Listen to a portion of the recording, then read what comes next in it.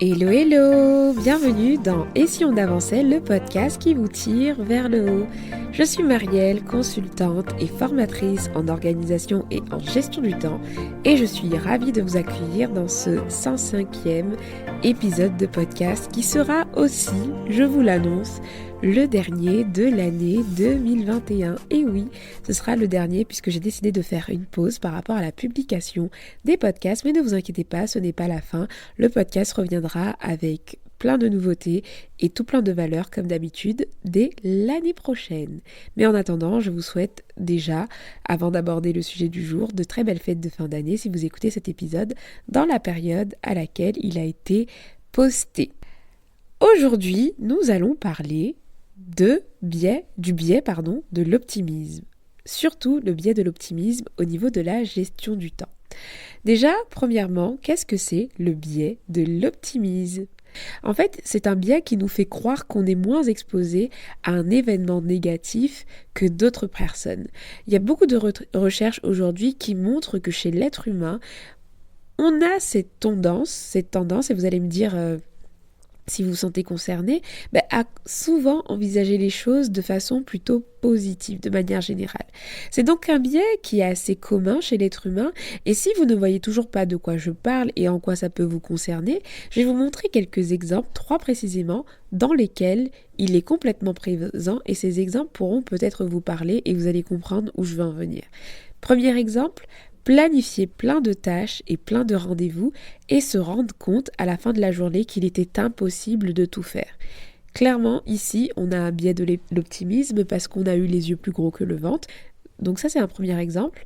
Deuxième exemple, prévoir un itinéraire la veille en arrivant pile poil pour un rendez-vous très important et puis finir par avoir un rendez-vous qui décale tout votre journée et vous fait arriver en retard. Ça aussi, c'est le biais de l'optimisme. Ça veut dire que en préparant votre itinéraire, vous n'avez pas prévu un délai en cas d'imprévu et du coup, vous vous retrouvez à devoir décaler tous vos rendez-vous. Ça, c'est le biais de l'optimisme qui a été à l'œuvre. Se fixer, par exemple, une deadline courte pour un projet complexe et se rendre compte qu'il nous aurait fallu plus de temps. Et donc, du coup, on décale à chaque fois la deadline parce qu'on a l'impression qu'on va pouvoir réussir à respecter ces deadlines-là alors que ce n'est pas possible. Est-ce que maintenant vous voyez ce que je veux dire avec ces 3 exemples-là ? La planification de tâches où on planifie trop alors qu'on n'a pas beaucoup d'heures à consacrer à ces tâches-là, on prévoit un itinéraire just avant d'arriver à un rendez-vous, ou alors on se fixe une deadline qui est courte alors que ça devrait nous prendre normalement plus de temps. Finalement, le biais de l'optimisme, c'est un peu négliger le facteur risque dans sa planification ou dans son organisation, alors qu'on sait qu'aujourd'hui, les imprévus, ça existe. Aujourd'hui, le biais de l'optimisme, c'est finalement tout faire et tout organiser en partant de l'hypothèse que tout se passera absolument bien, alors que comme on l'a vu, je viens de vous le dire, les imprévus font toujours partie de l'aventure en fait. Donc l'optimisme a du bon, honnêtement, parce que le but c'est de ne pas faire qu'une planification pessimiste, mais vous avez vu dans l'exemple que j'ai cité plus haut, donc le fait de prévoir par exemple à chaque fois trop de tâches par rapport au temps qu'il y a de prévu, et le fait par exemple d'avoir un projet, de mettre une deadline trop rapprochée alors que finalement on ne pourra pas tenir les délais, tout ça finalement a un impact négatif. Parce qu'en effet, l'excès d'optimisme en gestion du temps revient très souvent à être dans un cercle vicieux avec en récurrence les événements suivants, le fait de repousser les deadlines, rendre difficile le travail en équipe. Si vous déléguez par exemple, vous allez avoir du mal à jauger le temps que doit prendre une tâche et vous allez mettre peut-être la pression à votre assistant, à votre assistante, et tout ça c'est négatif finalement puisque la personne va stresser, vous aussi, vous allez vous infliger du stress parce que vous allez mettre des deadlines vraiment pas réalistes, ça va créer peut-être de l'insatisfaction, de la frustration et peut-être l'impression de ne pas être assez organisé alors qu'en réalité vous avez juste les yeux plus gros que le ventre. Et c'est pour ça que je voulais aborder ce sujet avec vous parce que nous sommes en plein dans la transition entre 2 années, donc 2021 et 2022, et très souvent l'optimisme est en forte dose dans ces périodes-là. Quand on planifie son année, on a l'impression que comme il y a cette sensation de renouveau et on a l'impression qu'on peut tout déchirer et tout, et ça, il n'y a aucun souci, mais je trouvais bien de pouvoir vous partager quelques conseils pour apporter un peu de réalisme à tout ça. Parce que comment lutter contre ce suroptimisme finalement dans sa gestion du temps et ne pas vivre tout le temps régulièrement ces effets néfastes. En fait, l'optimisme, ce n'est pas mauvais, car son contraire non plus, le pessimisme n'est pas mieux. Prévoir des deadlines qui seraient trop lointaines nous rappelle la loi de Parkinson qui explique qu'on consomme finalement généralement 100% du temps qu'on a à notre disposition. Donc si je commence à planifier de façon pessimiste mon emploi du temps, ce qui va se passer, c'est que je vais consommer de toute façon tout le temps que je mets à ma disposition. Et du coup, là, je vais être plutôt dans une dynamique de perte de temps et on ne sera pas du tout efficace. Voir trop large et venir 2 heures avant un rendez-vous, c'est pas non plus la solution du tout. Donc, en tant qu'ancienne gestionnaire des risques, croyez-moi, j'ai encore des séquelles à être parfois trop dans l'analyse des risques et c'est ce que je vais vous partager parce que, en gros, pour pouvoir avoir une planification réaliste, il faudrait prendre en compte la plupart des risques, les pondérer. Enfin, là, je rentre peut-être dans les termes techniques, mais mettre des numérotations en fonction de la gravité, etc.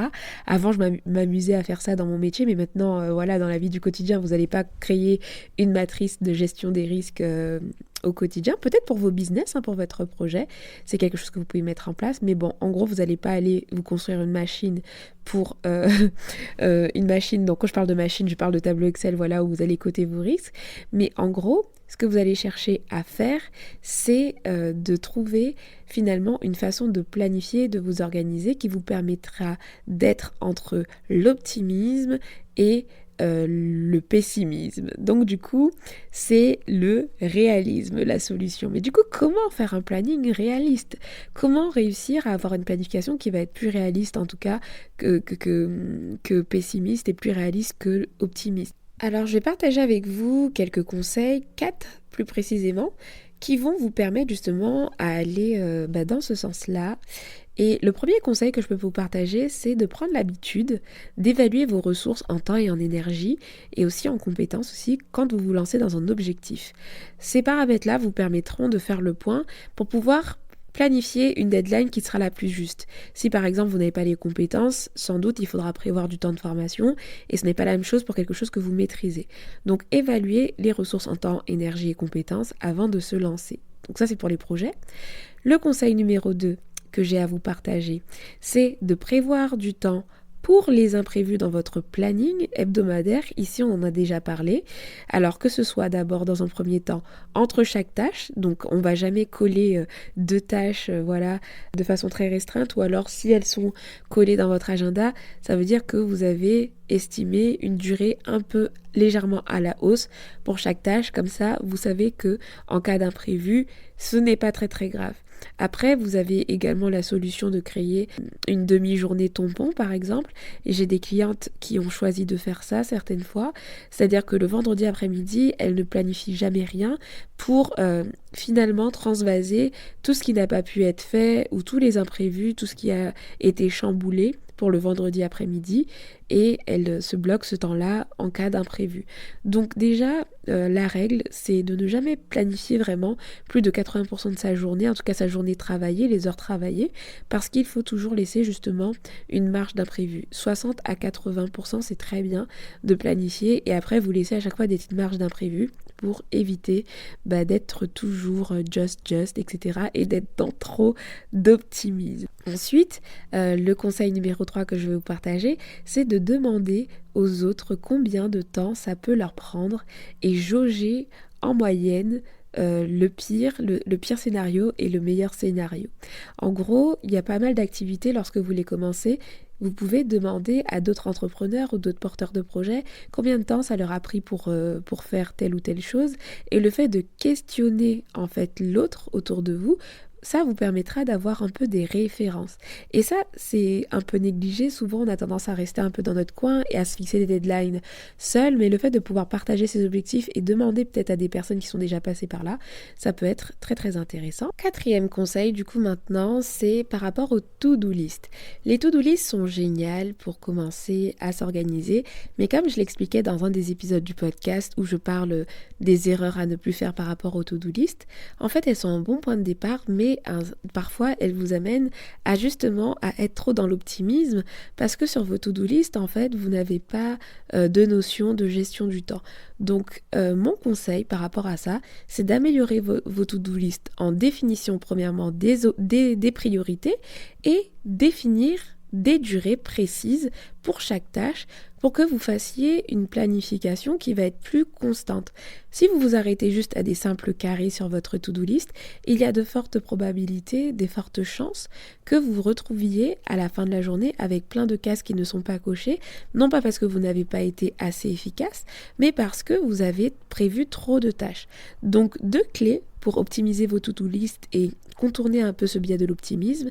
Déjà, vous définissez à chaque fois 3 tâches prioritaires et vous clarifiez la durée de chaque tâche pour être sûr en fait que ces tâches-là rentrent bien dans votre agenda de la journée. Exemple concret, si vous avez 5 heures à votre disposition pour travailler, vous n'allez pas planifier 4 tâches qui vous prennent 2 heures, qui vont vous prendre 2 heures. Parce que 4 fois 2 égale 8. Et du coup, c'est de rendre plus consciente votre planification en déterminant des durées précises. Et avec ces 4 conseils-là, vous allez commencer à amener du réalisme dans votre planification. Mais je voulais rajouter un conseil bonus qui vous aidera à dédramatiser ça. Parce qu'en réalité, comment on arrive à être réaliste dans sa planification? C'est en pratiquant. Nous ne sommes pas devins, puisque moi j'ai pas de boule de cristal. Il y a plein de choses que je n'ai jamais testées. Je ne peux pas savoir combien de temps ça va me prendre exactement. Bien sûr, il y a le conseil numéro 3 que je vous ai dit où on peut demander conseil, etc. Mais parfois, il y a certaines nouveautés où vous n'allez pas savoir combien de temps ça va vous prendre et c'est complètement ok. Donc laissez-vous l'opportunité de pouvoir tester les choses et d'évaluer le temps que ça vous prend de manière optimale. C'est ok.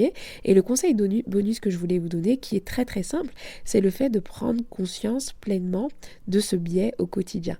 Si vous réalisez en fait que vous avez ce biais, que vous subissez ce biais au quotidien, que vous avez tendance à avoir les yeux plus gros que le ventre, prenez-en conscience dès aujourd'hui et essayez petit à petit à revoir vos pratiques et lorsque vous planifiez, lorsque vous organisez votre temps, lorsque vous prévoyez un rendez-vous, etc., n'oubliez pas, mettez une petite alarme biais de l'optimisme et essayez d'avoir une petite dose de pessimisme pour finalement réussir à planifier de façon réaliste. Mais c'est plutôt un cheminement, mais je souhaitais quand même vous partager dans cet épisode quelques pistes pour y arriver, parce qu'avec les conseils partagés quand même, on arrive à tendre vers du réalisme ou alors à ne pas se retrouver à avoir des plannings qui sont complètement utopiques.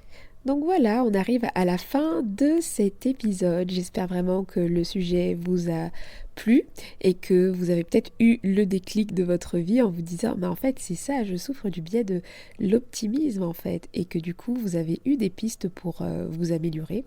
En tout cas, ça me fait plaisir de vous proposer cet épisode. Comme j'expliquais, c'est le dernier épisode de l'année. S'il vous a plu, encore une fois, n'hésitez pas à le partager ou à laisser une note sur Apple Podcast. Il n'y aura pas d'épisode pendant quelques semaines, mais mon programme Momatom 101, lui, ses portes sont toujours ouvertes. Donc si vous souhaitez améliorer votre gestion du temps et construire un système d'organisation au service de vos objectifs pour tout déchirer l'année prochaine, et d'ailleurs à n'importe quel jour, parce qu'il ne faut pas attendre forcément un changement d'année pour mettre en place de bonnes pratiques, les portes sont ouvertes et je serai ravie de vous accueillir. Je vous mettrai les notes dans les notes du podcast, je vous mettrai le lien dans les notes du podcast. Et puis, je vous souhaite tout simplement de très belles fêtes de fin d'année. Merci d'avoir écouté ces épisodes tout au long de l'année, d'avoir interagi avec moi. Ça m'a fait super plaisir. Cette année, on a atteint le 100e épisode et les statistiques ont beaucoup évolué positivement. Et je suis heureuse de vivre cette aventure avec vous et je vais faire en sorte de vous apporter toujours plus de valeur et toujours plus de qualité aussi. J'ai envie de m'améliorer à ce niveau-là. Donc voilà. Merci en tout cas de m'écouter régulièrement. Et je vous donne rendez-vous à un prochain épisode. Prenez soin de vous. Ciao.